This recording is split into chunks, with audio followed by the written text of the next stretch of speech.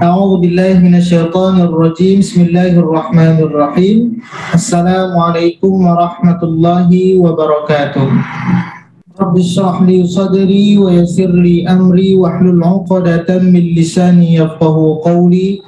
Alhamdulillahi rabbil alamin hamdan yuwafi ni'amahu wa yukafi'u mazida. Ya Rabbana lakal hamdu kama yanbaghi li jalali wajhikal karim wa 'azimi sultanik.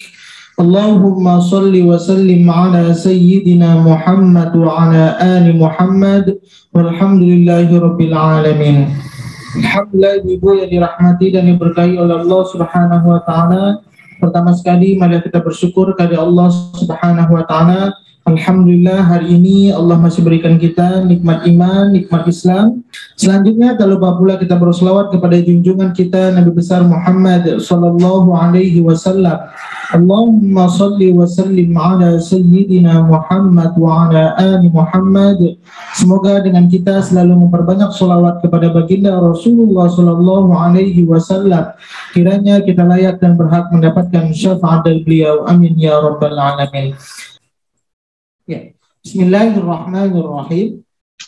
Kita lanjutkan untuk materi yang kedua, cara membaca alif lam. Ini kalau dalam kaidah bahasa Arab, boleh ibu buat namanya alif lam ta'rif. Ini namanya judul besarnya alif lam ta'rif, karena memang ini sebenarnya kaitan dengan bahasa Arab.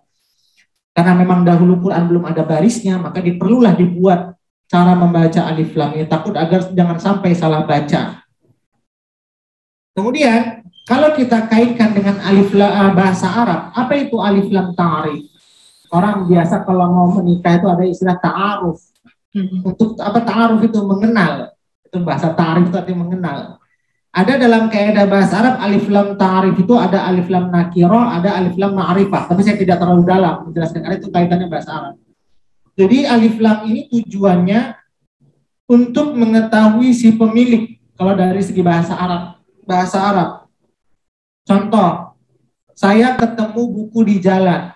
Itu bahasa Arabnya buku kitabun. Kitabun. Kitabun. Kemudian, rupanya itu bukunya Bu Tutut. Sehingga saya tahu pemiliknya siapa. Maka Alkitab. Jadi tujuannya kalau dari segi bahasa Arab, kalimat dia juga tidak bun lagi, tapi bu barisnya dhammah. Karena alif lam itu tidak akan pernah menjadi dhammatain atau fathatain atau kasratain. Barisnya pasti dhammah.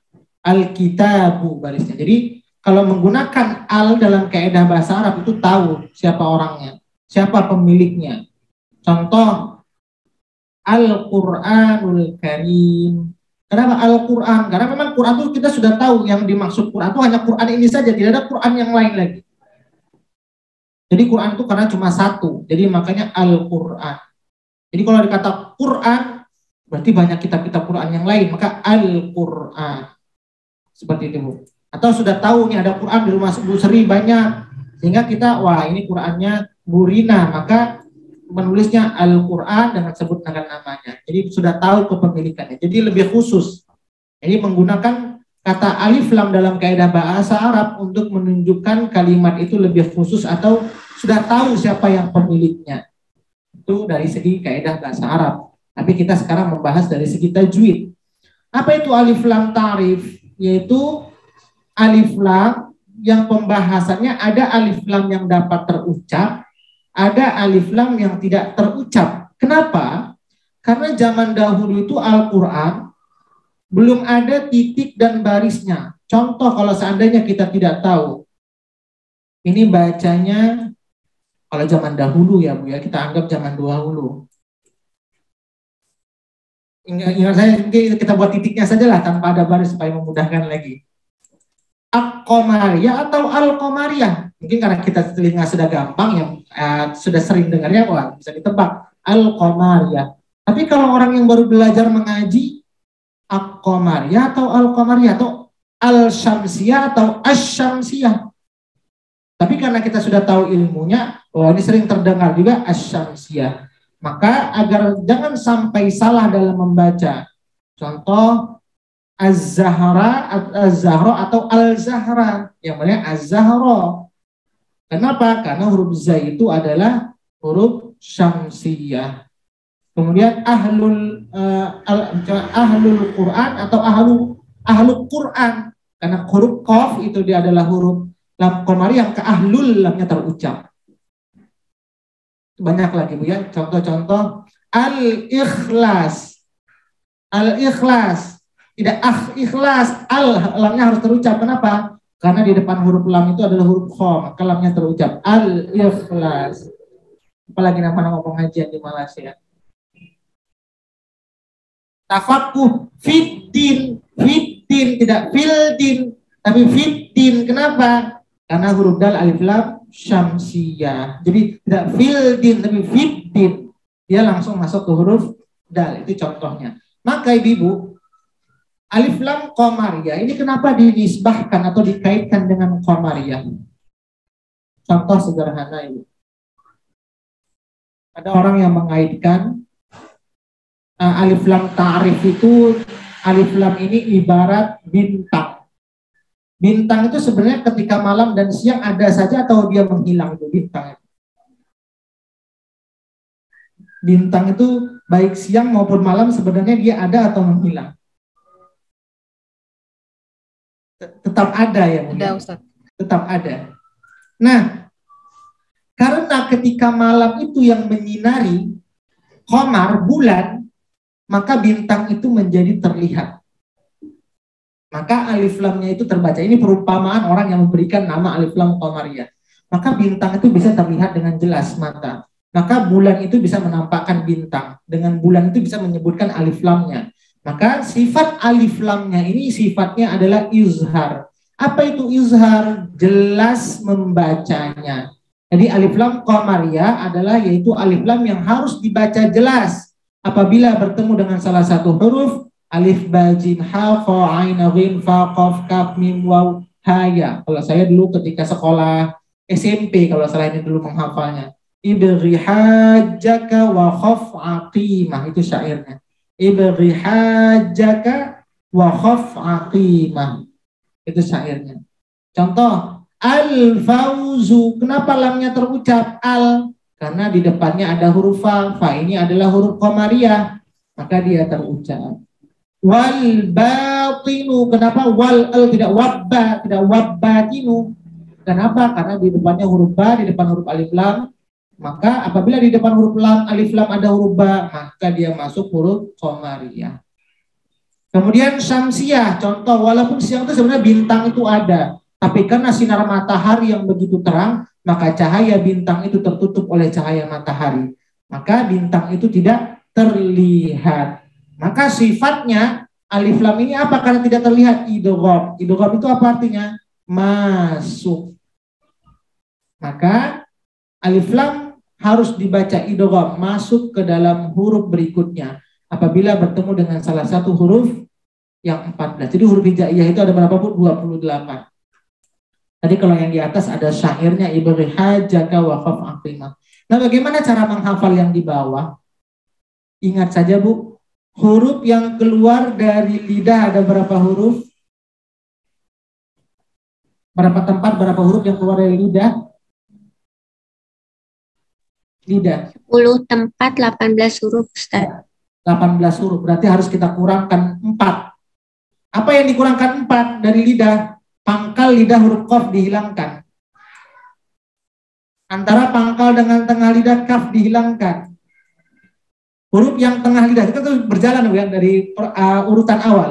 Pangkal, antara pangkal dengan tengah. Kemudian yang tengah lidah dikurangkan 2. Jim dengan ya. Maka sisanya huruf lidah itu adalah huruf syamsiyah. Inilah huruf lidah semuanya Bu. Ini cara menghafalnya supaya mudah. Jadi huruf jim dengan ya itu kan huruf tengah lidah. Berarti yang tengah lidah tuh yang hanya masuk huruf shinnya saja. Sisanya tepi lidah, lengkungan awal, kemudian ujung lidah dengan gusi atas, ujung lidah gusi bawah, ujung lidah dengan gigi atas, itu semua masuk huruf syamsiyah. Ini metode cara menghafalnya supaya mudah. Oke Bu, huruf lidah dikurangkan 4. Dan itu mengurangnya dari yang belakang. Qaf, kaf, baru kemudian tengah lidah dikurangkan 2, jim dengan ya. Maka sisanya perjalanan huruf lidah sampai ke depan itu masuk kategori huruf syamsiyah. Ini cara metode menghafalnya lagi supaya mudah. Atau kalau ingin mudah, ya tadi hafal huruf komariah, maka kalau tidak ada di komariah otomatis samsiah. Atau ingin menghafal samsiah, mana yang tidak ada di samsiah, otomatis dia komariah. Itu saja cara yang paling mudah. Contoh, wasyamsi, kenapa tidak wal syamsi cara bacanya? Karena huruf shin itu apabila ada alif lam di depannya huruf shin, maka dia masuk kategori samsiah. Wasyamsi, langsung idgham, masuk ke shin. Wan nahari, di depan huruf alif lam ada huruf nun, karena alif lam ini sifatnya idgham, maka langsung masuk wan nahari yaumiddin. Inilah alif lam syamsiah maupun qamariyah. Ketika engkau membaca Al-Quran, sesungguhnya engkau telah memasang antena parabola yang tersambung kepada sang Khalik kalam itu. Jika hatimu tertuju kepada ayat-ayat yang kau baca, engkau mentadaburinya, maka getaran spiritualnya akan mengalir deras menuju sekujur tubuh melalui alunan suaramu. Semakin banyak yang engkau baca, maka semakin banyak pula energi spiritual yang hinggap pada dirimu. Hatimu akan semakin bercahaya dan tercerahkan. Sebilah pisau jika sering diasah, akan dengan mudah memotong sesuatu. Hati dan jiwa jika diasah terus akan semakin peka. Jika jiwa yang peka dengan mudah akan mengenali kebaikan dan keburukan sesuatu. Berzikir kepada Allah adalah cara yang terbaik untuk mengasah jiwa. Membaca Al-Quran dan mentadaburinya adalah zikir yang utama. Semakin banyak membaca Al-Quran, hati menjadi semakin bening, semakin tajam, dan semakin peka.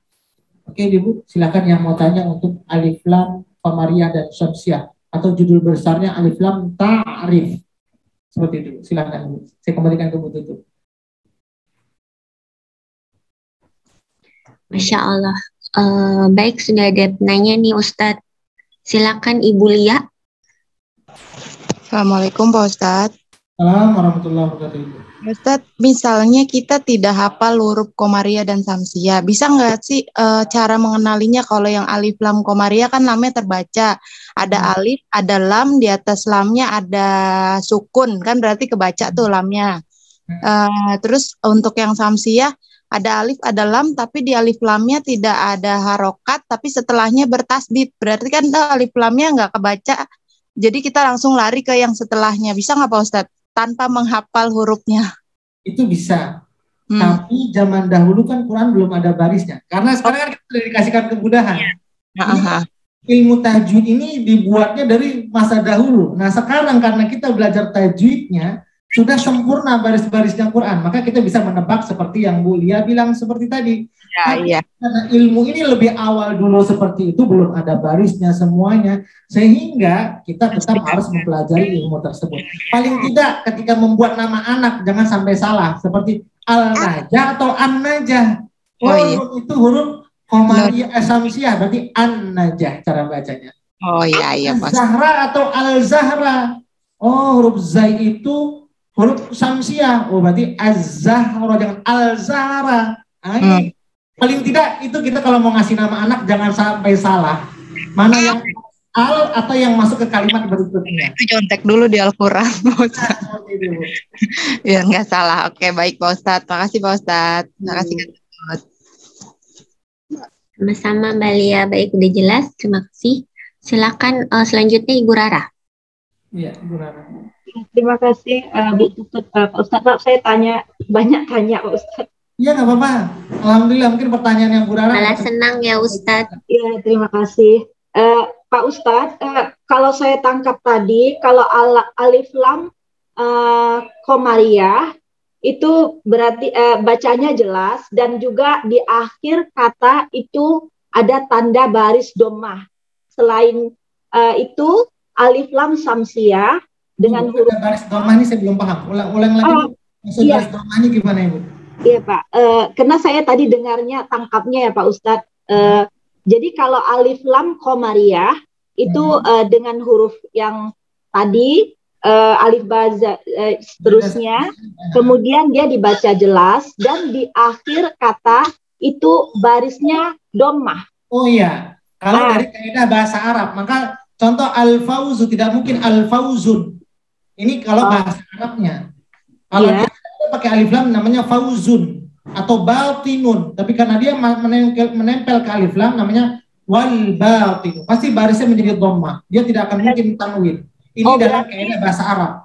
Oh, berarti tidak mungkin selain dhammah barisnya. Tidak ada. Bisa dhammah, bisa fathah, tergantung nanti baris sebelumnya. Intinya dia bukan tanwin. Apa itu tanwin? Fathatain, kasratain, dhammatain. Oh, Pak Ustadz, berarti saya tadi kalau seandainya dia kalimatnya tunggal seperti satu ini saja, maka dia dhammah.